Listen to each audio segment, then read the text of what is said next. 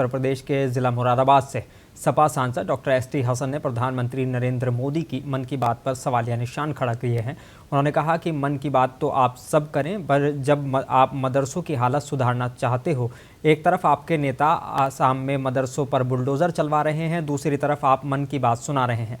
उनका कहना है कि मुसलमानों में पसमानदा नाम की कोई चीज़ नहीं होती, इस्लाम में समानता का संदेश दिया गया है। ये पसमानदा कहकर मुसलमानों को बांटने की साजिश हो रही है और मुसलमान बटेगा या कमज़ोर होगा तो भाजपा मजबूत होगी, ये सबको मालूम है।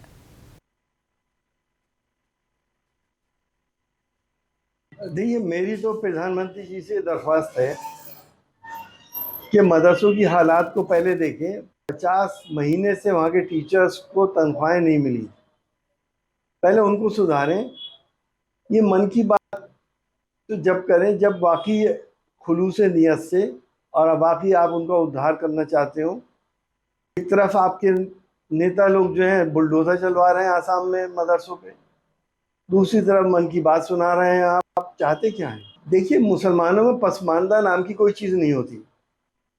मुसलमानों में इक्वलिटी का संदेश दिया गया इस्लाम ने कि हर इंसान बराबर है एक दूसरे के। वो इंसान अल्लाह के नज़दीक बड़ा है जो उसके बताए रास्ते पे चलता है।